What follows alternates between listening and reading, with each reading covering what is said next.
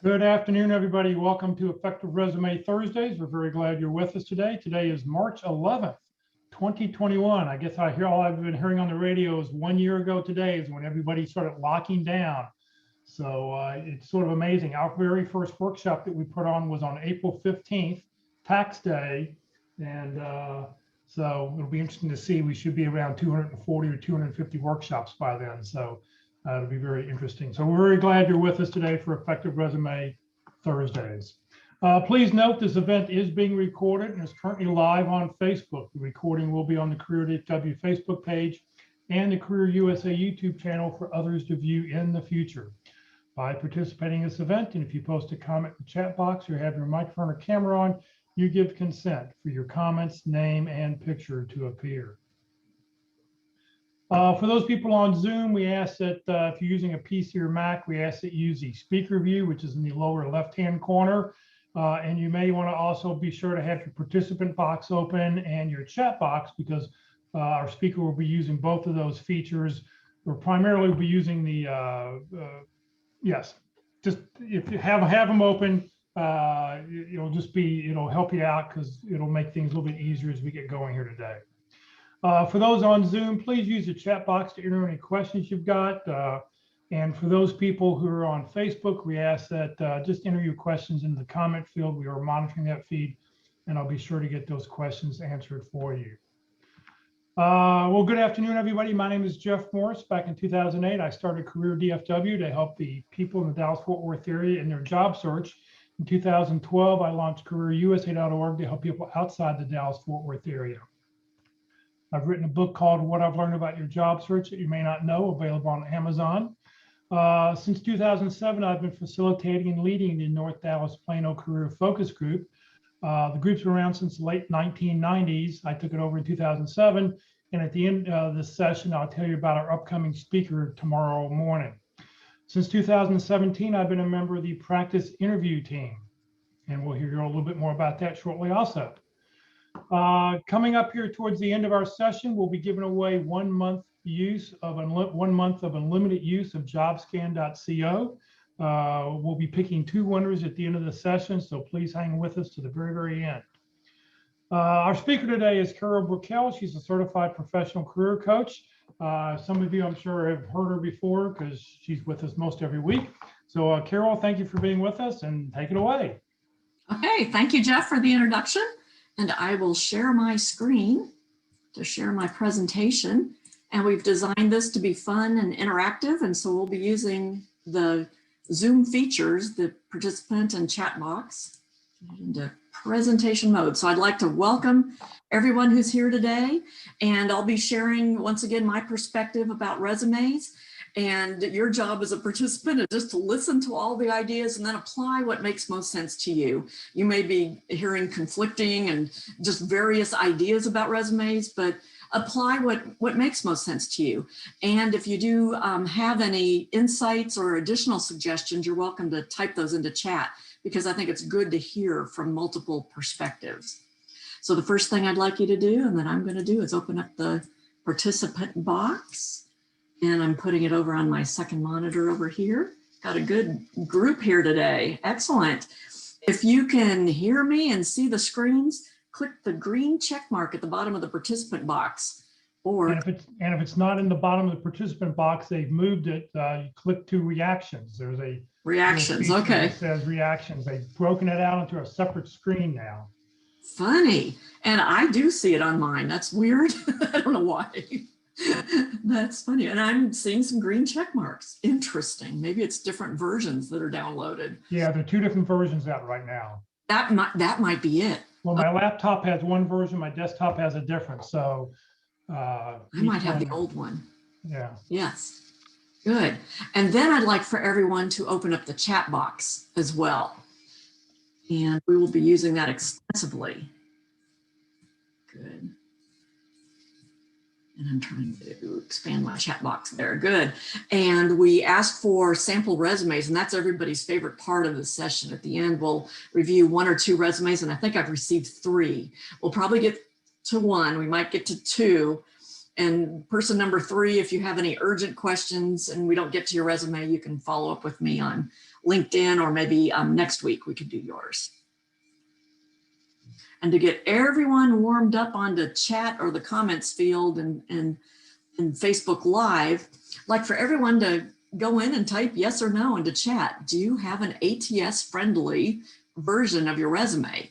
Or in other words, do you have a resume that can be easily processed and parsed by applicant tracking systems?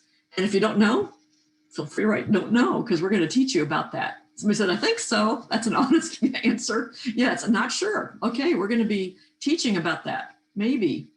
Good. I think so. Good. Good. So people are writing in comments. Excellent.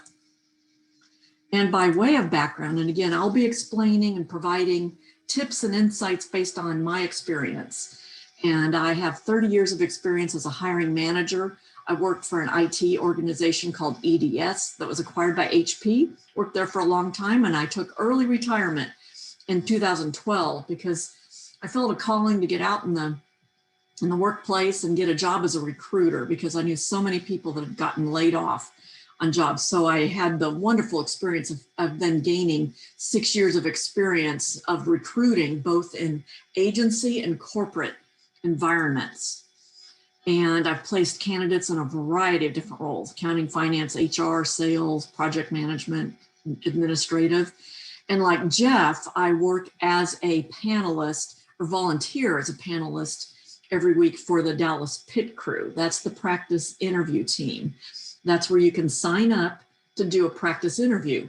So if you're spending time working on your resume, I recommend you also spend time, an equal amount of time, working on practicing your interview skills, because that's how you'll get a job.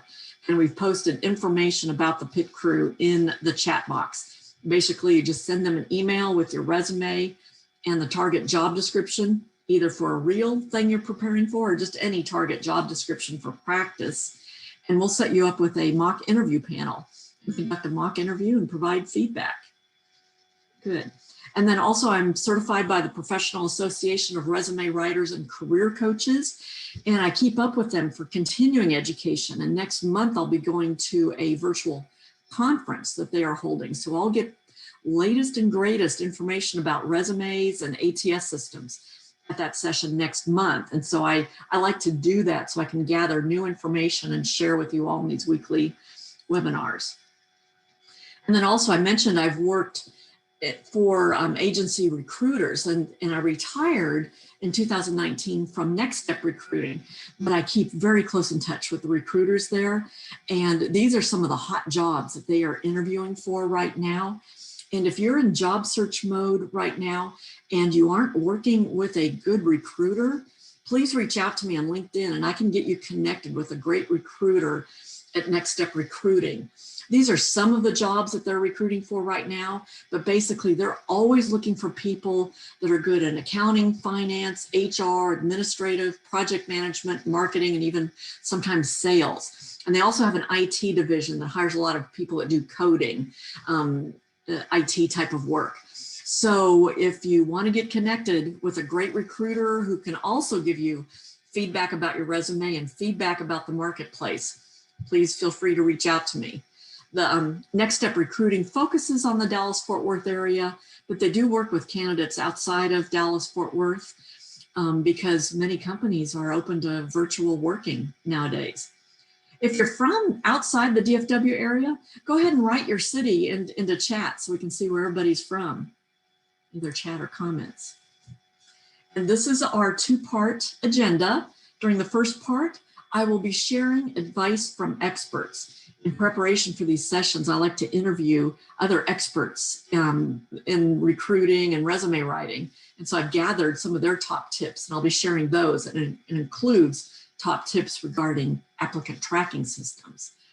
And then we'll share the concept of a sample of a one-page bio and how that's different from a full resume. And then we'll talk a moment about the concept of having a master resume. And then we'll quickly review key components of a resume, and then we'll get to reviewing those sample resumes that have been submitted. Yeah, we have people from San Antonio, Houston, Ohio, Atlanta, Houston. Great, welcome. And then, oh, the second part of our agenda is to review those sample resumes that we've already received. So here is advice from one expert that I interviewed, Charlie Zinger, who many people may know as a career management recruiting expert in the Dallas-Fort Worth area. And he's usually busy on Thursdays, and he would have liked to co-teach sometime, but he's usually tied up at this time. But he allowed me to interview him, and I gathered some of his top pieces of advice regarding resumes and applicant tracking systems. So he said, be sure that your resume is ATS compatible. And on the next slide, we'll talk about what that means. And also match your resume to the job description. Make sure the keywords and skills you're using in your resume align to the job description. And we'll show an example later on how to do that. And be sure to focus on attention to detail and your word usage, verb tenses, no errors.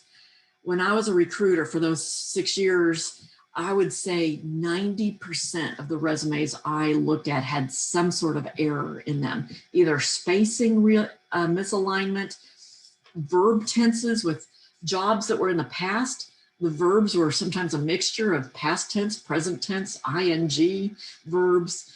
Be sure that they're parallel.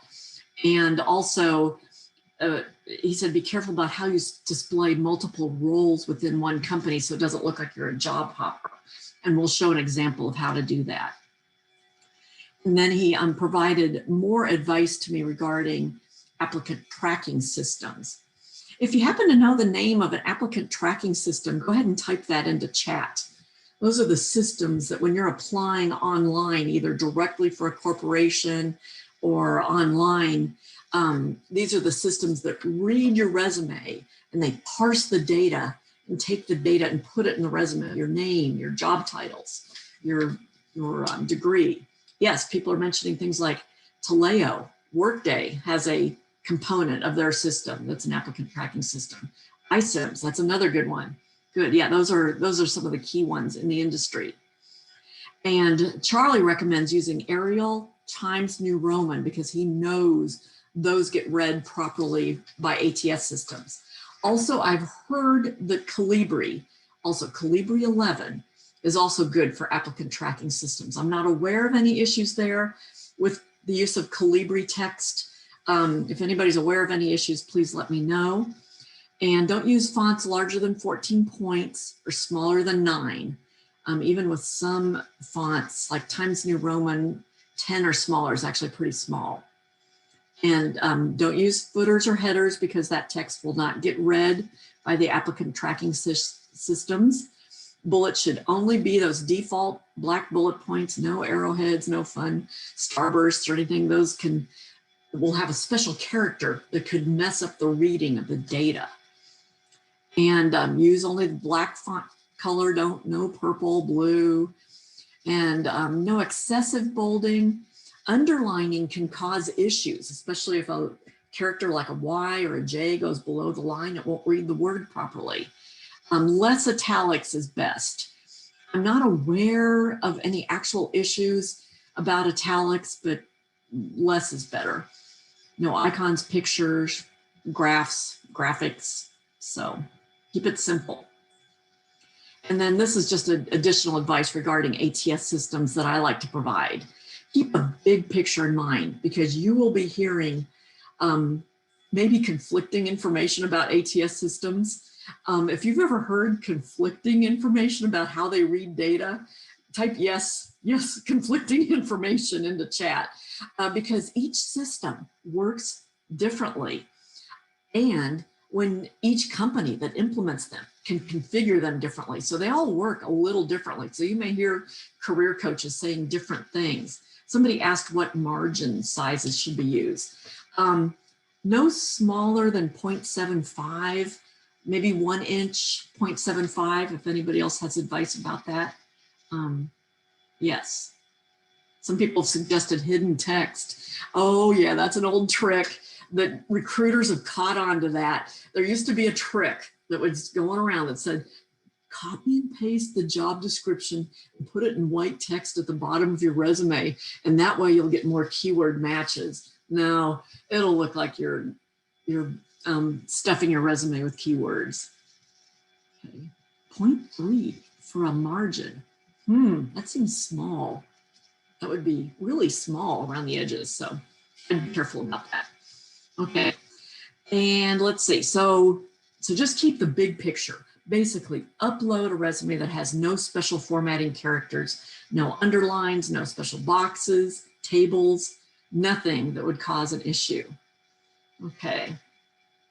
And then if you have the opportunity, like Workday gives you a chance to review the data that's been uploaded to make sure it gets uploaded cleanly. And then the most important thing, when you're applying online, also contact a person. Because if you just apply online and sit back and wait to get called for an interview, what do you think your chances are of getting called for an interview? On a 100-point scale, what do you think your chances are? Go ahead and type a number into chat. And some people have heard me share this number before.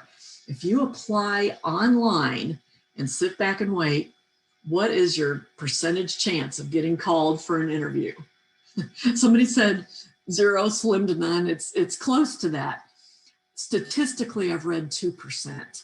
And in reality, I believe that, because a lot of jobs that I would have posted would have 300 applicants, and I might review the top 20 and maybe call 10 of them, maybe. So yeah, it's very small, but your chances of getting an interview go up dramatically, up to 50%. If you contact somebody you know at the company and have them forward your resume and tell the recruiter or recruiting manager that you meet the requirements, that increases your chance if you get an inside referral like that. If you don't know anybody in the company, reach out to the recruiter who posted the job, or if you don't know them, reach out to the recruiting manager who can get you in touch with the right recruiter. The golden words to use are, I meet the job requirements, and maybe specify a couple of the key requirements that you meet. That will increase your chances dramatically. I've been on the receiving end of some of those phone calls. If there's any recruiters or recruiting managers out there, what's been your reaction when you've gotten a call from a candidate who says, hi, I just wanted to introduce myself. I just applied for your accounting position and I meet all of the requirements. I have 10 years and a degree in accounting. Are you likely to interview that person? So if you've ever been a recipient of those kind of phone calls as a recruiter, type in a comment and chat. And then, oh yeah, there's somebody who's a recruiting manager who said yes. So yeah, thank you for that confirmation of that. And then also in preparation for this, I've interviewed Gail Houston, who's also a very well-known executive recruiter in the DFW area. And she very graciously shared with me her 5 top resume tips. She said to add your customized LinkedIn URL to the top of your resume. And you can customize your LinkedIn URL and get rid of all those extra numbers by going to your profile page in LinkedIn and click on Edit Public Profile and URL in the upper right, and then you can modify it and make it simpler.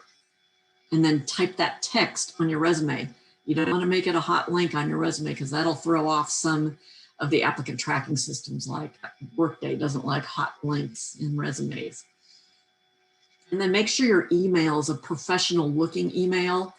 Not like mine is, brickell.carol@yahoo.com. It's not Carol likes kitty cats or something like that. It's a professional looking email. And then also include your closest large city and state. Use the city if that works to your advantage. Now, if you live in Dallas and you're looking for a job in Portland, Oregon, maybe just leave it off, leave it open. Okay.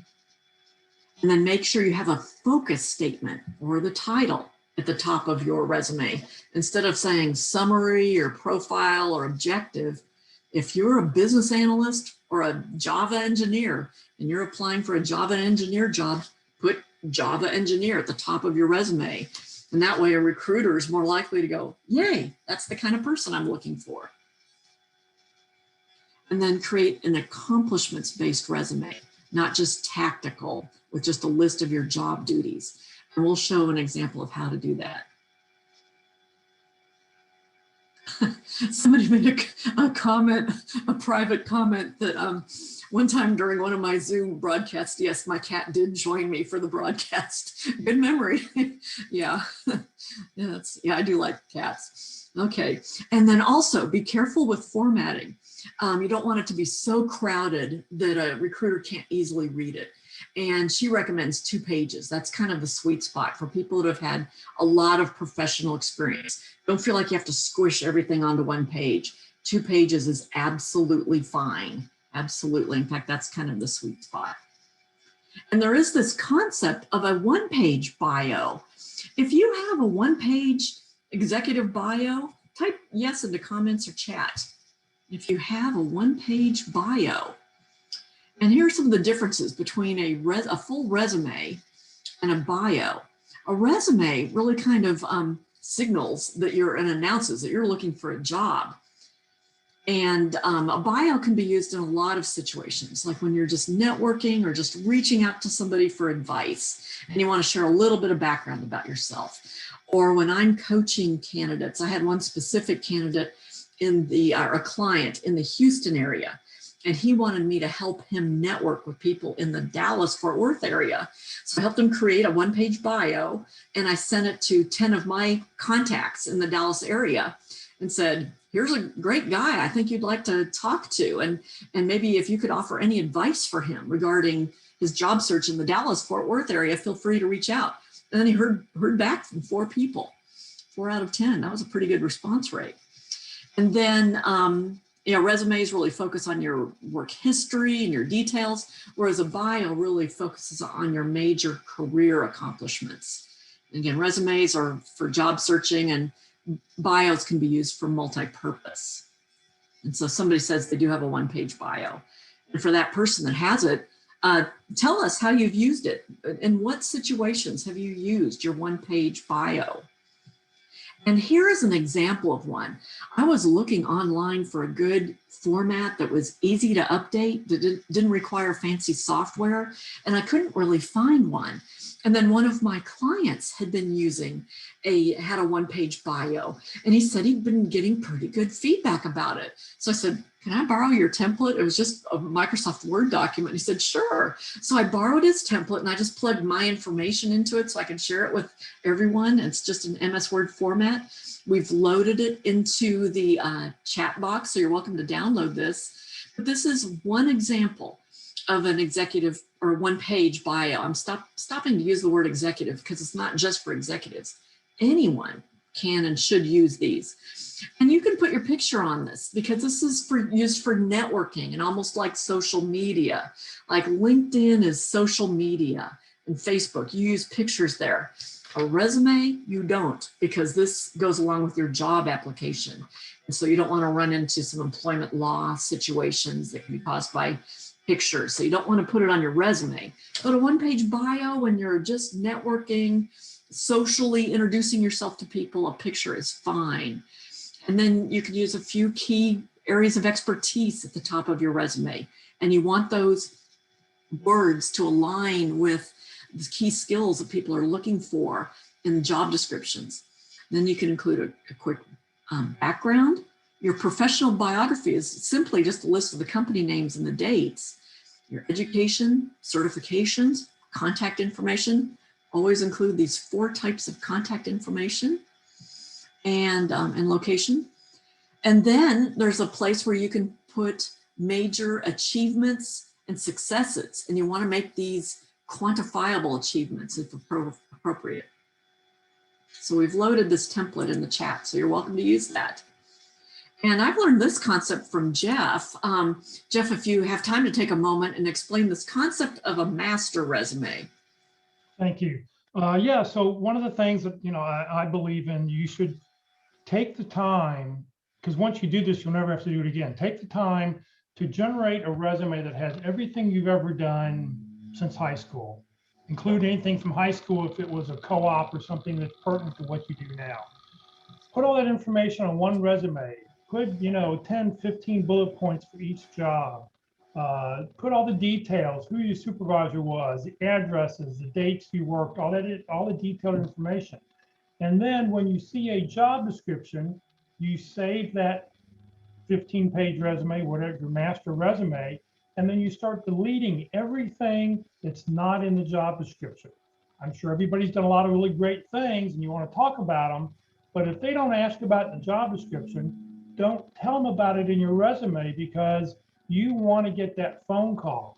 You want to make it easy for the person in HR or whoever's looking at job description or looking at these resumes coming in to go, yep, this person does exactly what I'm looking for. So, you know, you can just go through, you strike out everything that's unimportant, and that's what you send in. Excellent. I was leveraging that idea just yesterday as I was coaching one of my clients. It was a young person kind of new in their career. And we talked about the concept of creating a master resume first. And then what she's going to do is save that and then create different versions, like one for an HR coordinator and tweak it for when she applies to HR coordinator jobs, and then one for training coordinator. But we talked about having a master resume with everything in it. So thank you for that idea. And I find every time I teach one of these sessions or every time I coach somebody, I learn new ideas, and I like to share those with people. So here are some characteristics of good resumes. Overall, you want to make it easy for the ATS system and also for the humans like recruiters and hiring managers to see very quickly that you're a good match for the job. And I've read the statistic that recruiters, when they're going through the resumes of all the people that apply for a job, they only spend about 7.4 seconds reviewing a resume. And I would agree with that. That's about how much time I spent. So you want to make sure your formatting is clean, lots of white space, so it's easy for them to scan, because recruiters are not going to read paragraphs. They're scanning to look for key information. Overall length, we've talked about the sweet spot when I've interviewed various experts around town, and just based on my own preferences as a recruiter, 2 pages is kind of the sweet spot. And sometimes there are special exceptions where longer is fine, like highly technical jobs, government, higher education. And now I have a question for everyone in terms of number of years. How many years of experience do you show on your resume? We'll launch it as a polling question in Zoom, and those on Facebook Live can type in the letter. So how many years of experience? There's no right or wrong answer on this. Now, I did find that hiring managers preferred one of these answers as I worked as a recruiter and was presenting resumes to hiring managers. And so one option is to show all of your experience. And I did that, believe it or not, when I was applying for a job at the age of 59. I was networking with people that knew me. They knew I'd worked at EDS forever. And so my resume showed 38 years of experience, and I got the job because I was passionate about what I did. And I asked the hiring manager, okay, what do you need help with right now? And then I convinced him I was the person to help him with that. So I got the job, but I don't know if I recommend that for everyone. And then B, show only the recent 10 to 15 years and then chop it off. I saw a lot of those when I was a recruiter, and sometimes those would cause confusion during interviews, because when I would ask them a question, tell me about a time you managed a challenging project. They'd say, well, when I was at IBM, I managed something big. And then I'd look at the resume and go, where? I don't see it. And they'd say, oh, that was so long ago. I didn't put it there. It'd make me look too old. People actually said that in interviews. So that caused kind of an awkward conversation. And then I found hiring managers actually kind of liked option 3, where there is more detail about the most recent 10, 15, maybe 20 years. But then there's a section that says prior relevant experience, where you list company names and just the job titles. And you don't have to put the dates if you don't want to on your resume. It's not an official document like a job application. You may have to, but on your resume, you can just list those other jobs you had, those companies and job titles. Hiring managers like that, because then they feel like nothing's being hidden. They can see your full track record. They can see all of your background. And somebody made a comment. Master resume is a great tool. Theirs is in Excel. Okay, Tool to prepare for interviews. Yes, excellent. Okay. And people answered a variety of answers for this question. So thank you for that. So now we will quickly review key components of a resume. There may be other components like publications, certifications, or technology skills for highly technical roles, but these are some of the main components that we'll be reviewing today. How can you include experience without telling some of the experience might be 35 years ago? What I would do is focus on your most recent 10 or 15 or 20 years and then add a heading that says prior relevant experience. And we will share a sample resume that has just that. And then you just list the company names and titles, and it doesn't have dates. So it really only shows maybe 20 years with dates. So hopefully that helps. And when we share the sample resume in chat, you'll be able to see that. So here are the components of a resume. Start off with your heading, make it very clean, lots of white space, 4 pieces of contact information, and do not include your physical street address. You don't need to do that anymore at all. And zip code is, some recruiters like that. Some recruiters search based on zip code, some don't. So it's a little optional there. Okay. Professional looking email and your modified LinkedIn URL. Then your summary profile section is really important. And this is where you want to try to use a headline that matches the job title you're applying to. So if you've been a business analyst and you're applying to a business analyst role, use business analyst. Now, if you're doing kind of a job transition, I recommend having a conversation with an expert about that, either a recruiter or career coach. I spend a lot of time talking to people about that, because if you've been a technical salesperson and you want to become a technical recruiter, you can't really put technical recruiter at the top of your resume if you haven't done that work. And I talked to somebody about that kind of situation. And so what we put was technical professional, but then in the first line, technical sales professional, highly skilled in recruiting technical personnel or something like that. So the word recruiting was there. We had to kind of finesse it a little bit because they were making a transition. So, and then you want a very brief summary of who you are. This is not an objective of what you're looking for, but a summary of who you are. This is where you leverage keywords from the job description. You modify this every time you apply for a job. And then have 9 areas of expertise. 9 is kind of the sweet spot in terms of the number of areas of expertise in columns. So they're kind of spread out and they pop out. And the ones across the top and the first column better align with the key skills in the job description. Okay. Somebody said, I recommend you include old historical experience of well-known companies like Arthur Andersen. Yes, yes, especially if you want to emphasize some industry background or some big names, absolutely. Thank you for that comment. Job websites have autofill and expects dates. Yes, when you apply online, yeah, in your application, sometimes you have to fill in those dates. And on LinkedIn. Okay. On your resume, you don't have to.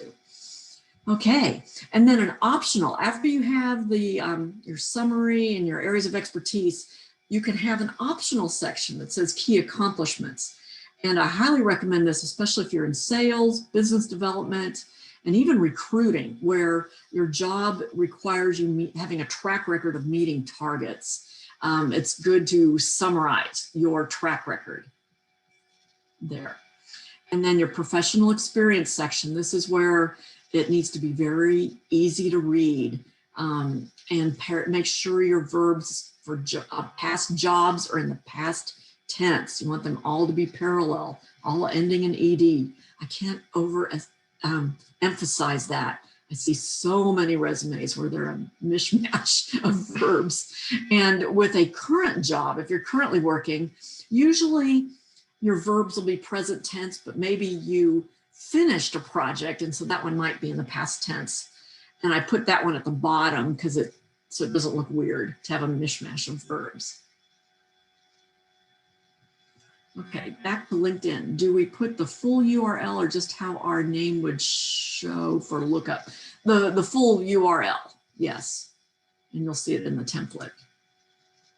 because then that way they can copy and paste it and look you up really easily. And then also we've had some experts recommend that it's helpful for recruiters if you add a tagline, just one liner about the companies on your resume, especially if the companies aren't well-known names, so that they know what industry or what area of focus that you worked in. Some recruiters find that helpful.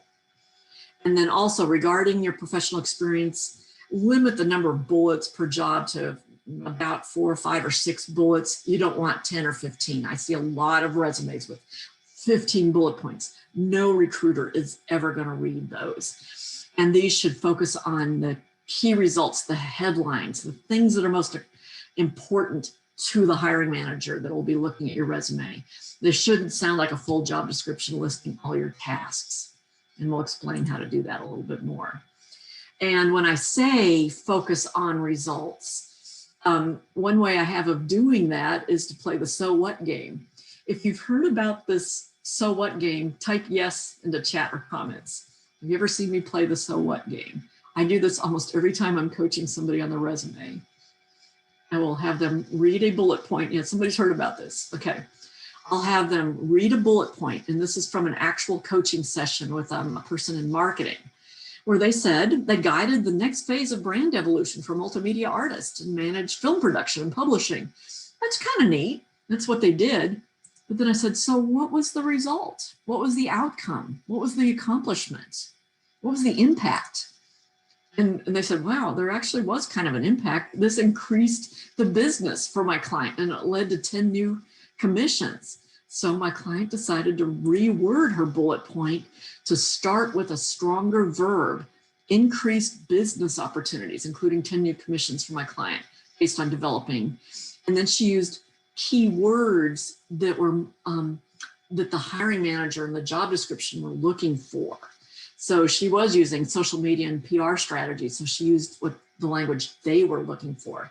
So she updated that bullet in a couple different ways to focus on a stronger verb that focuses more on the results, and then keywords. And in the world of recruiting, there's something called the 3-word rule. Sometimes recruiters just read the first 3 or 4 words in a bullet. They don't read the whole bullet. They're just scanning and just looking. So this is valuable real estate. You want to make those verbs really impactful. Okay. And multiple roles at one company. This is what Charlie Zinger pointed out is really important because a lot of people justify all of their dates, even if they had multiple jobs within a company. And then when a recruiter is just scanning your resume, it looks like you're a job hopper. So if you've had multiple roles in a company, what we recommend is put the full time you're at that company, right justified, but then put the dates that you had those jobs in parentheses right next to the job titles. And this tells a much stronger story.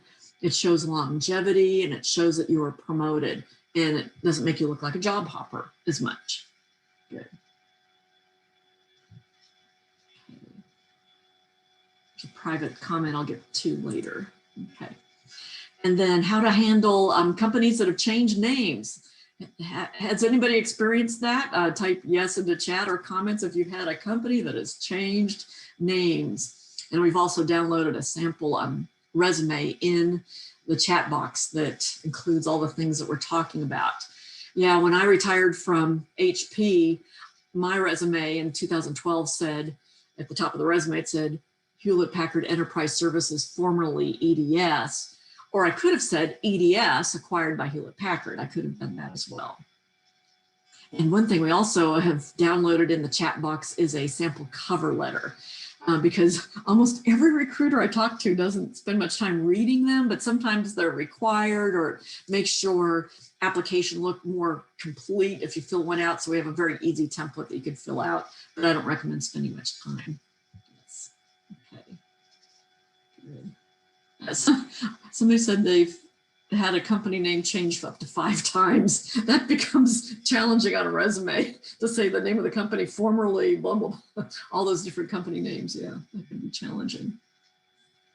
And then also a company that went out of business, just put the most recent name there, and it is what it is. Yeah, EDS no longer exists. Yeah, so Okay, and then also be sure to include your education and software skills. And if the job description asks for Microsoft Excel, put it on your resume. You'll get more points for that. And look for other software that they're looking for. And if you don't have a degree, don't say bachelor's. Say the school and the city and state, and maybe the major or area of concentration, and maybe add the course hours. So that's okay to do that. Just don't say the name of the degree if you don't have a degree. And then this is a slide that illustrates an example of a job description on the left. And this is a job description for a business analyst job, and then a resume on the right. And I recommend every time you apply for a job, take just a few minutes to study the job description.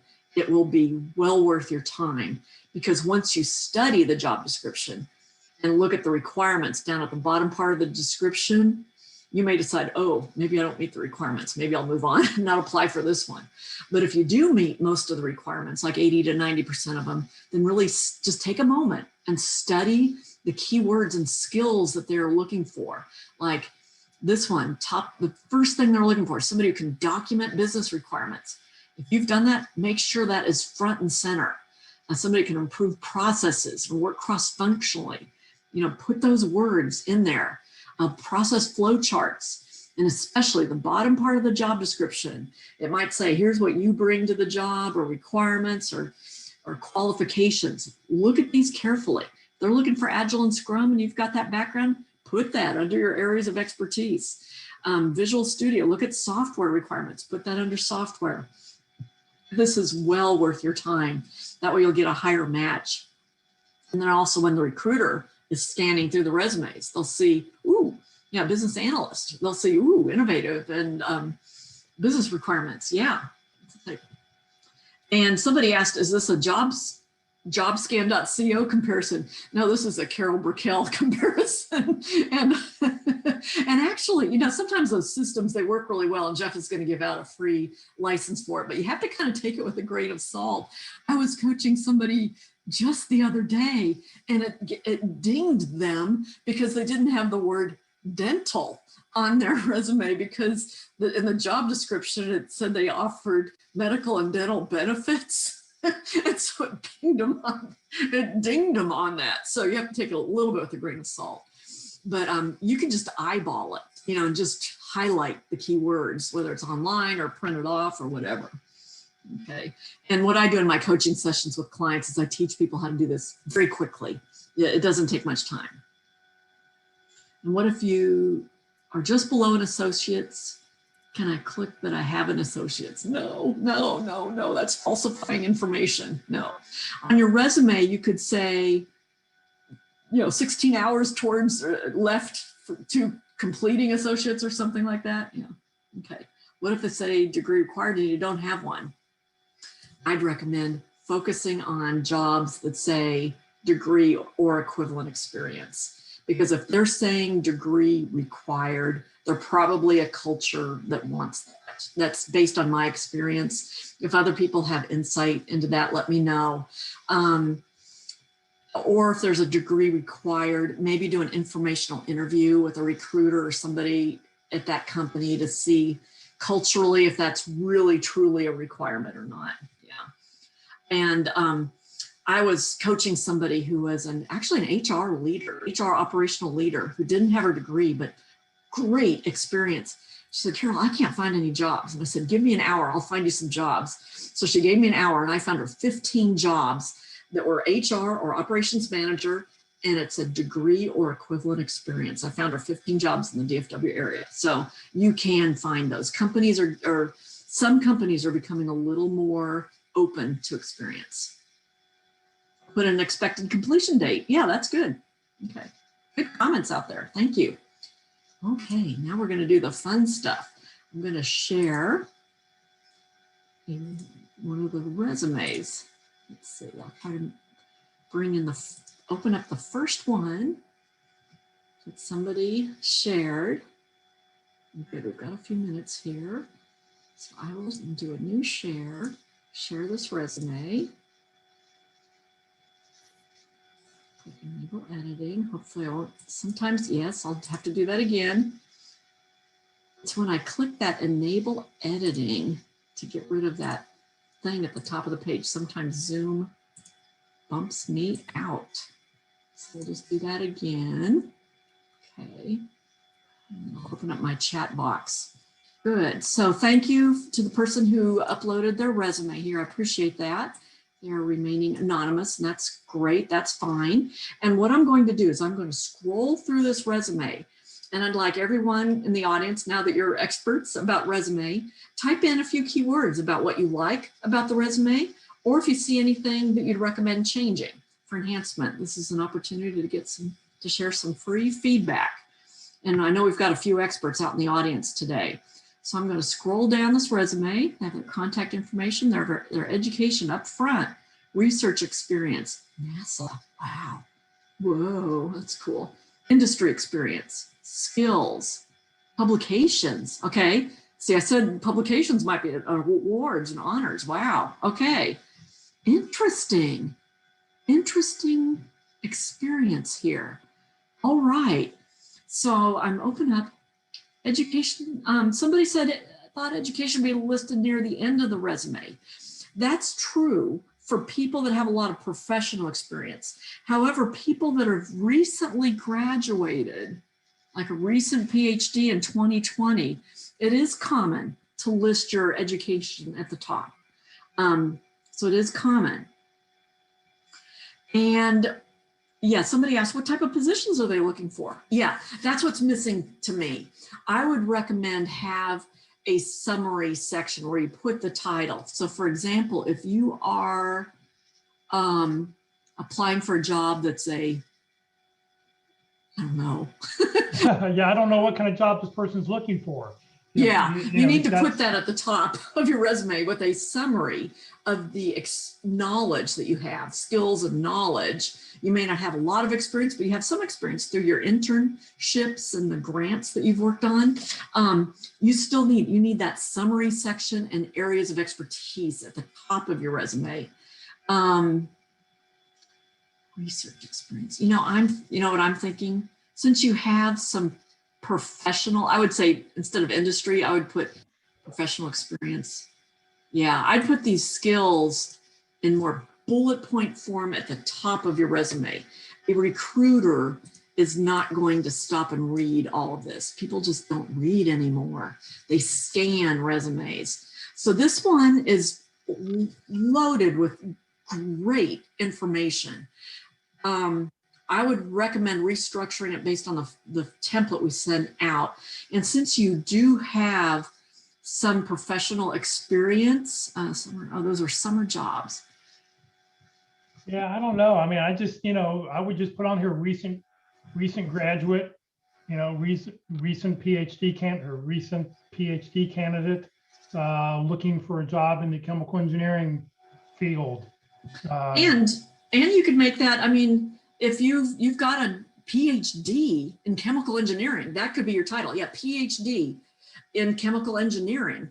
And then instead of what you're looking for an objective, say highly skilled in, and list the things and areas of expertise, list all your areas of expertise.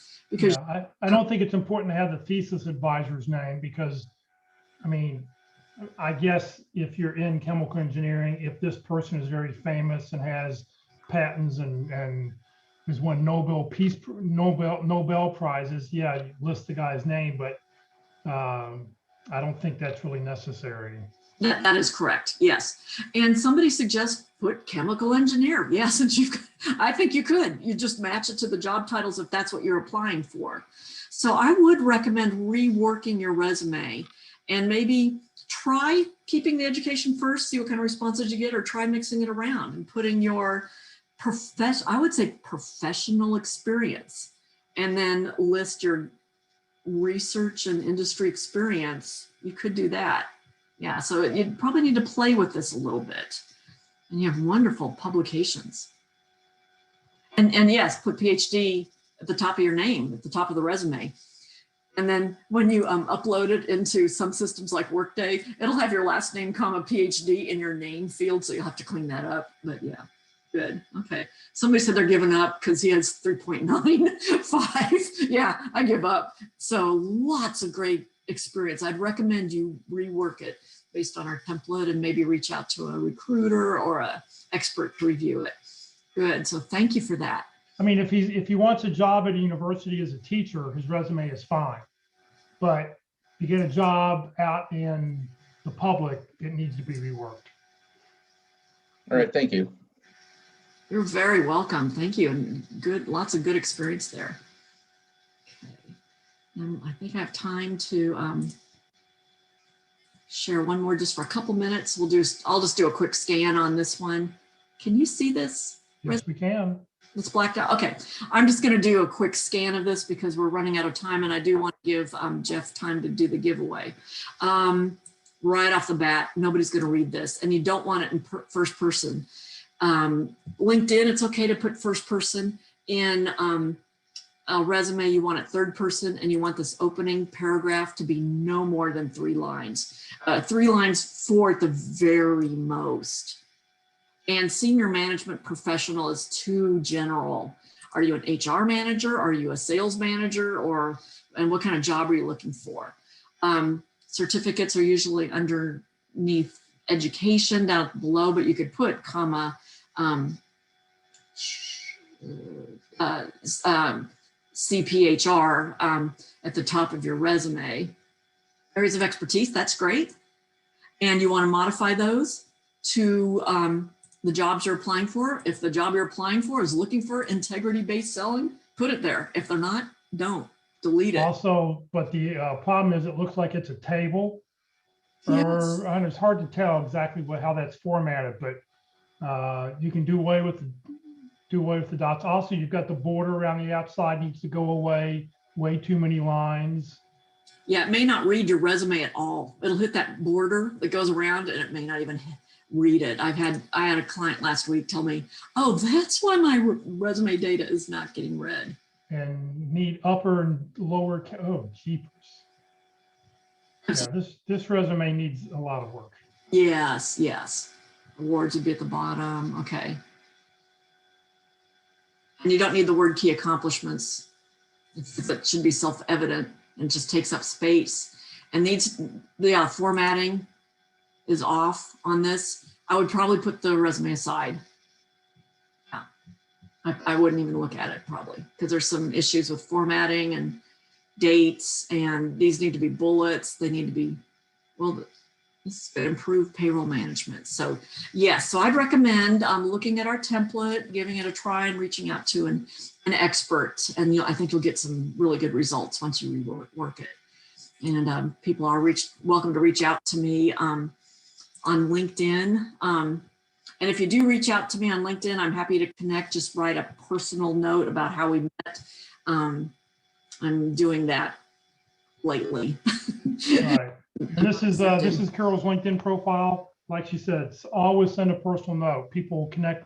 I've had 3 people try to connect with you this morning and nobody sent a personal note. And I just hit ignore because I don't know why we should connect. Tell me why. Tell me that you met me here at the meeting. Tell Carol you met her here at the workshop today. That would be great. Because then that makes it easier for us to know if we go back and look, where did we meet this person at? How did it happen? Carol, thank you very much. For those people on Facebook, if you need a copy of the sample T cover letter or the sample resume, just send me a resume, send me an email to resume@careerdfw.org, resume@careerdfw.org, and I'll get that out to you. Maybe a couple of days. I don't tend to check that account every day.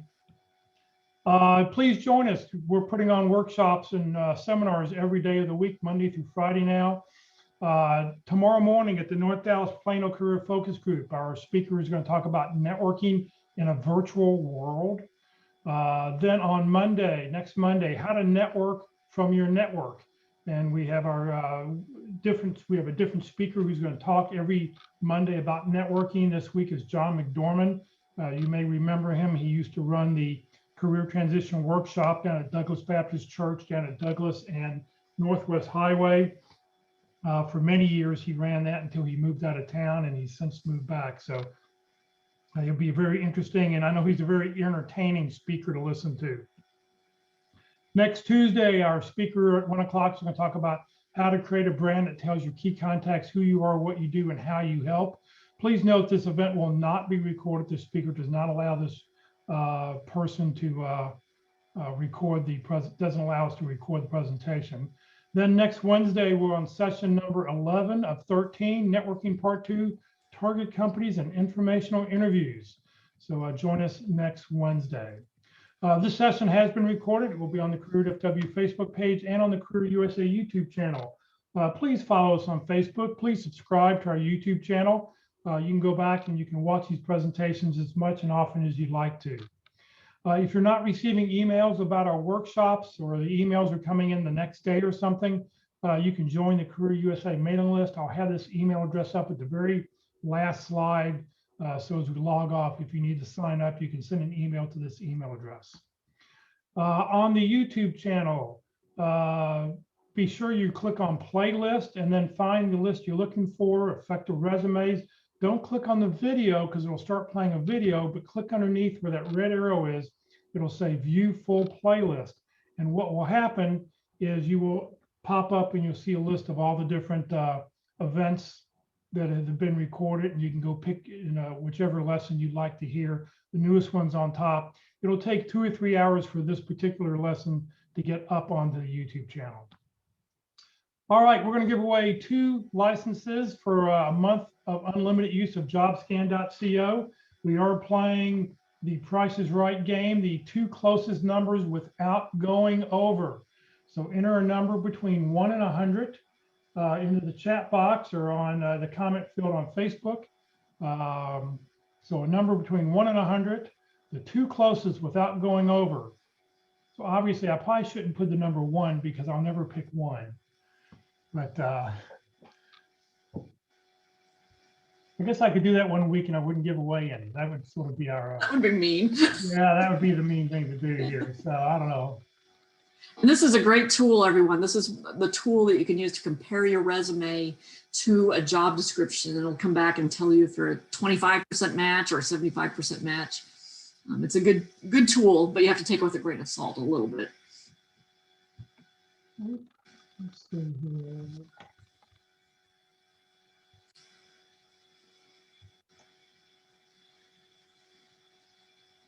All right, everybody got their numbers in? Here we go. Let's see what our, wait a second here. I'm trying to fix something here. All right, the winning number is, let's see here, what slide do I have? 61. 61 is our winning number.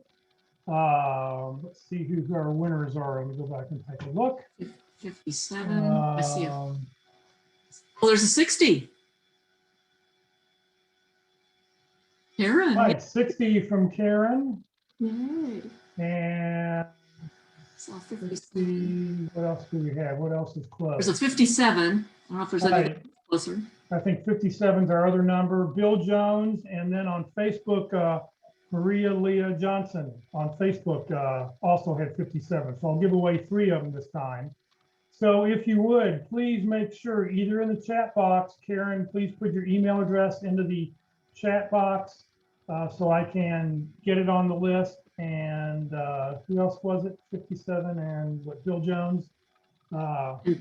If you will make sure that your email address is in the chat box here, just coming up, or send it to me. And for Maria on Facebook, send me an email at resume@careerdfw.org, and I will get your name on the list. This will be for the month of April. So the very 1st of April, you will get an email saying, here's how to log into the system. So thank you all very much for participating. Please remember, Career DFW, we're just a 501c3 nonprofit organization. Carol's a volunteer, I'm a volunteer. We have no full or part-time employees. Everything I've done over the last 12 or 13 years has strictly been me giving back to the community. Career DFW, we survive on donations. It pays for Zoom, it pays for our web names, pays for the web hosting.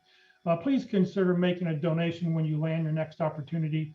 That would be really appreciated so we can continue to do what we're doing. So thank you very much for joining us today. There's that email address if you need to send an email to subscribe to our Career USA mailing list. I do put out 7 different emails a week, and every morning you'll get the current Zoom link for that particular day. So thank you, Carol. Thank you very much for joining us. Thank you, Jeff, for